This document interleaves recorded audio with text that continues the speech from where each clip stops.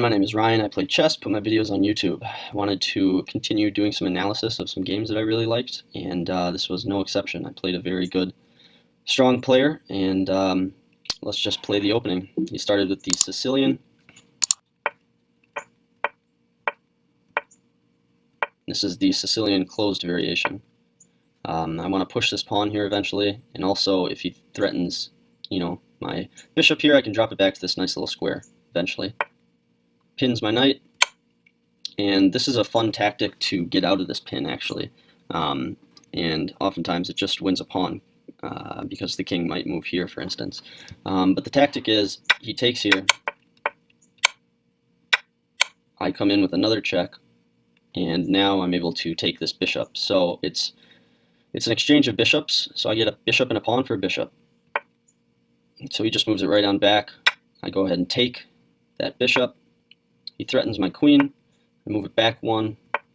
He threatens it again. I move it back one again. And then I go ahead with the move I wanted to do at the start. The reason for the c3 push.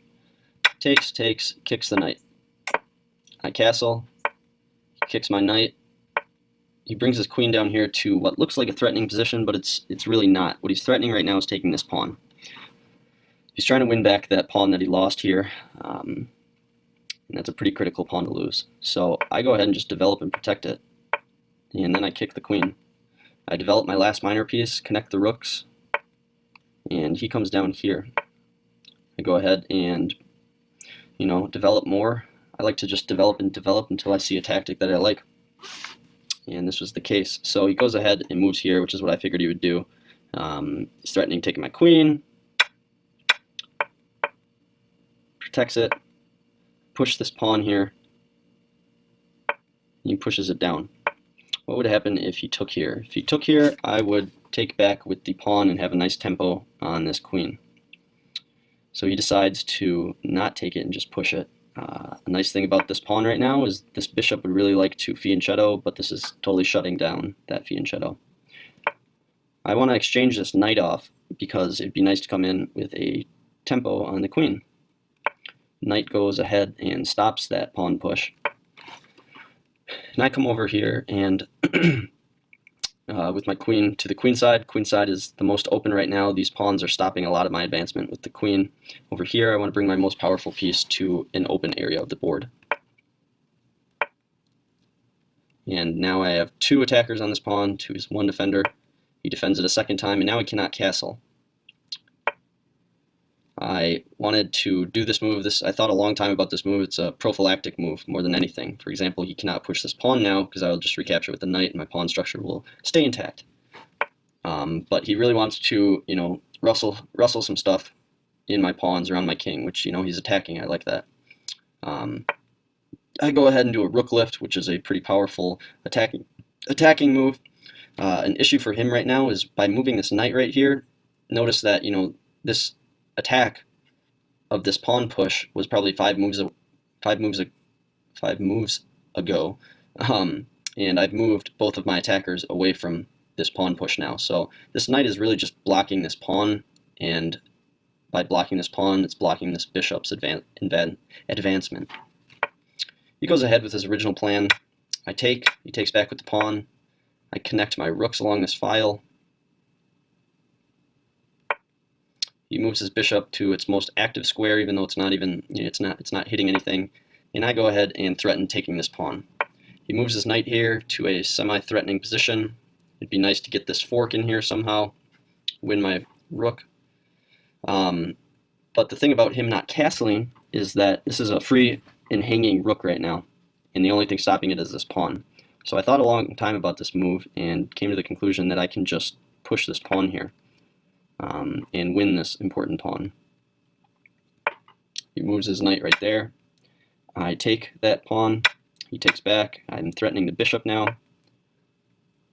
Now there are some very real threats on my king side. So I decide to play defensively. He moves his queen and his king, and I think that's his first mistake. His king is as safe as it could be behind that pawn. By bringing him out in the open, you're just inviting attacks. So the only thing standing in the way right now is this knight and this bishop. So I take this bishop off, bring this knight to a vulnerable square where he cannot attack or do much of anything anymore, and I push the knight away. If the knight decides to, try and be tricky and move right here with a check, I win the knight because of this pawn. So he basically has to move back to its original position. I protect this pawn. I threaten the knight, forces the king to move out even further than it should, and this is where I'm starting to be able to get checks.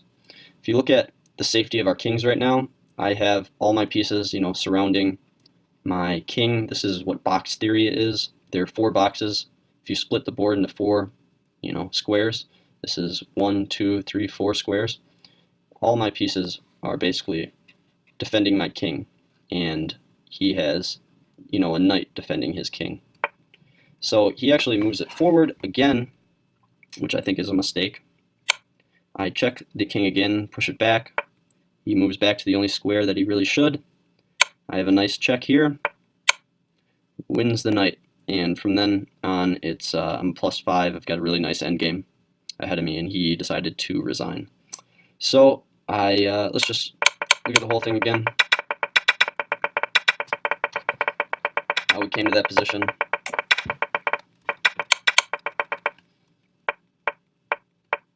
This is how you get out of a pin.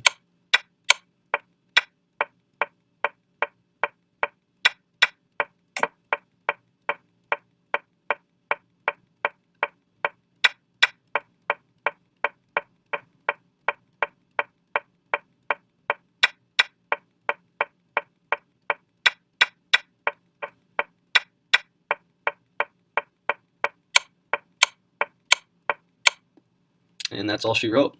Thanks for watching, guys, and I wish you the best of luck in your chess.